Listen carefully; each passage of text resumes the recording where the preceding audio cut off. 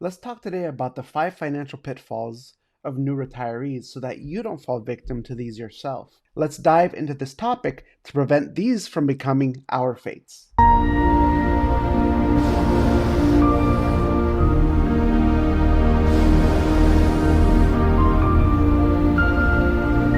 Another R.L. Brown, a wealth management company article I enjoyed reading and wanted to share with you today, with some significant modifications to the article by me. What are the 5 financial pitfalls of people who are freshly retired? Many people have a vision of living a life of luxury or at least comfort and financial freedom in retirement.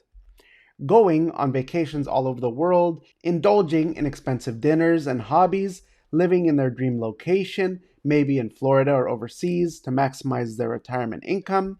Many folks think or don't think about what amount they have to really retire on when you give that final notice at that job you've been at for years.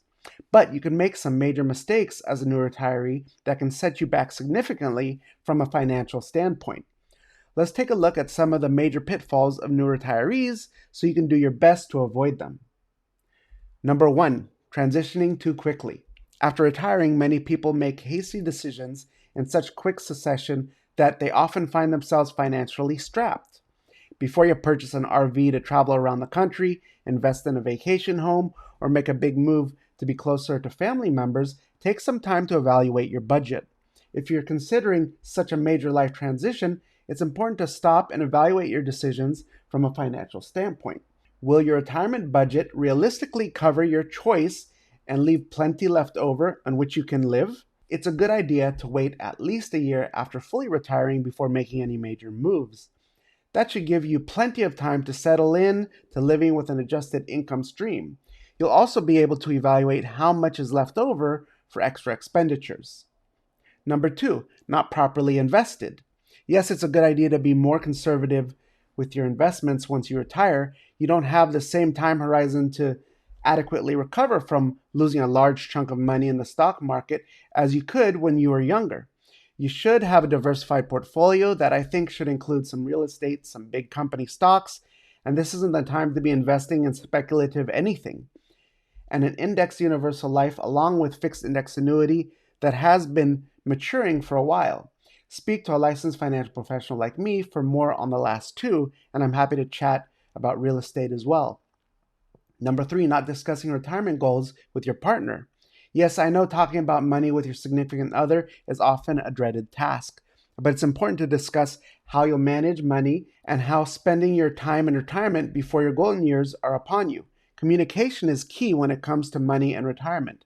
If you're both on the same page, you'll likely be in a happier place. If your expectations aren't aligned, work together until you find some common goals to strive for. A financial professional can also help the two of you see eye to eye and establish some realistic goals for retirement.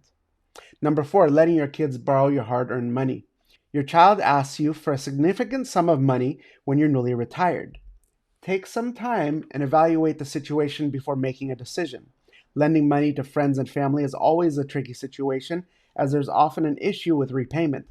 If you decide you do want to financially assist one or more of your children during retirement, prepare yourself to cut losses. Can you afford to lose that sum of money if your loved one never pays you back? Carefully consider your answer. It's also important to first discuss the situation with your partner to make sure he or she agrees lending your children money is a wise decision. Did you know that if you had an index universal life account, by the way, that you can lend from that account and not risk your retirement capital? It's a super low interest rate, and if your borrower doesn't pay you back, well, there's a solution for that as well. It's always good to know all of your options and how you're covered in multiple scenarios such as these. Number 5, not preparing for emergencies. It's great if you know exactly what you want in retirement and you're financially planned for your goals, but it's also important to plan for the unexpected. What if you're suddenly finding yourself financially assisting a family member? A loved one maybe need you to help cover his or her medical bills. You could also find yourself supporting an aging parent that moves into your home. Take such situations into account when mapping out your retirement plan. As a licensed financial professional, I can share how you can set up additional security in your retirement plan to cover unexpected health issues. It happens to many people in the United States. Odds are very high that you or your spouse will need to visit the hospital or something, and it's scary to see how many people end up turning to GoFundMe.com for the help of strangers to get them out of such binds. I say this often: people don't plan to fail, they just fail to plan. The bottom line: let's make sure all of your ducks are in a row, that you have mapped out a future for when you want to retire, and let's do it today. The best time to have planned and invested was 20 years ago. The second best time is today. The worst time is when it's too late, when something has already happened, when you want to take action and realize your plan will not sustain you long term.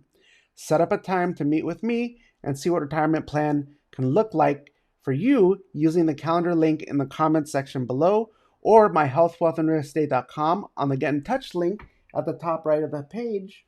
Let's make sure your future is protected, and let's plan to avoid these pitfalls as much as we possibly can. Wishing you a happy and healthy life ahead of you.